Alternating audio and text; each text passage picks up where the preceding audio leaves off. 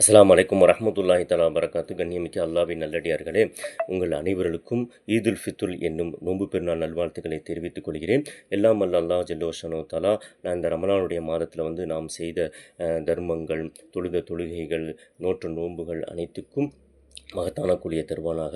நாம் அறியாமல் செய்த பாவங்களை மன்னித்து அருள் புரிவானாக என்று இந்த நல்ல நேரத்தில் துவா செய்து கொள்கிறேன்.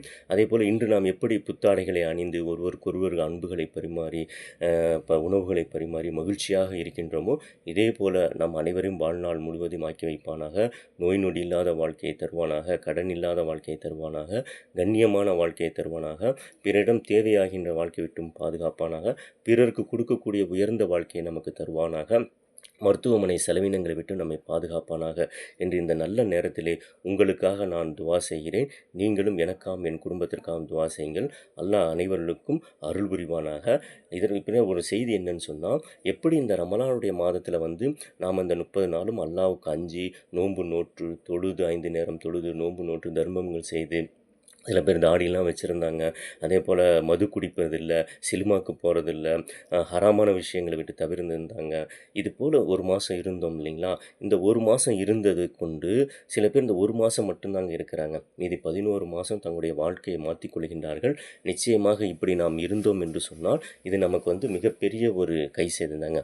இந்த 11 மாதம் நாம் எடுத்துக்கொண்ட இந்த பயிற்சியை, மீதி இந்த ஒரு மாதம் எடுத்துக்கொண்ட அந்த பயிற்சியை அடுத்து வரக்கூடிய 11 மாதமும் நம்முடைய வாழ்க்கையில் நம்ம கொண்டு வரணுங்க.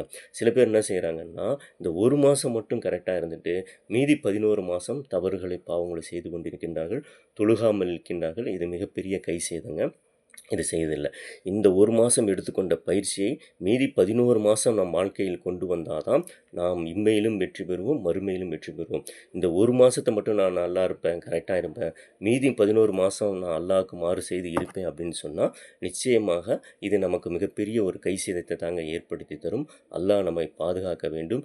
ஏதோ நான் சொல்லக்கூடிய விஷயம் என்னென்னு சொன்னால், இந்த ஒரு மாதம் எடுத்துக்கொண்ட இந்த பயிற்சியை மீதி 11 மாதம் நாம் கொண்டு வருவோம், நம் வாழ்க்கையில் நாம் கடைபிடிப்போம், தொழுகையாளிகளாக இருப்போம். 5 நேர தொழுகைகளை இமாம் ஜமாத்தோடு தொழ முடியவில்லைன்னு சொன்னாலும் நேரம் எங்கெங்கே நேரம் கிடைக்குதோ அந்த இடங்களில் நின்று 5 நேர தொழுகைகளை நிறைவேற்றுவோம். ரமலானுடைய மாதத்தில் 30 நோன்பு நோட்போம், சதக்காக்களை கொடுப்போம், தர்மங்களை கொடுப்போம். எல்லா விதமான ஹராம் ஹலால்களை விட்டும் நாம் தவிர்ந்து அல்லாஹ்வுக்கு அஞ்சி வாழுவோம். அந்த நீயத்தை, அந்த உறுதியை இந்த பெருநாளுடைய நாளிலே நாம் அனைவரும் எடுத்துக்கொள்வோம். அல்லாஹ் அனைவருக்கும் அருள் புரிவானாக. அஸ்ஸலாமு அலைக்கும் வரஹ்மத்துல்லாஹி தஆலா வபரகாத்துஹு. கண்ணியமிக்க அல்லாஹ்வின் நல்லடியார்களே, நாம் ரமலான் மாதம் மட்டும் தொழுகையாளிகளாக இருந்து விடாமல் என்ன செய்யுங்க, வாழ்நாள் முழுவதும் தொழுகையாளியாக இருப்போம். இன்றைக்கி எல்லாருமே ரமலானுடைய மாதத்தில் மட்டும்தான் தொழுகையாளியாக இருக்கிறாங்க. பெரும்பாலும் மீதி நாள் தொழுகை விட்டுறாங்க. அப்படி இல்லாமல் வாழ்நாள் முழுவதும் 5 நேர தொழுகையை ஆள்வதற்கு அல்லாஹ் நம் அனைவருக்கும் கிருபை செய்வானாக. அஸ்ஸலாமு அலைக்கும் வரஹ்மத்துல்லாஹி தஆலா வபரகாத்துஹு.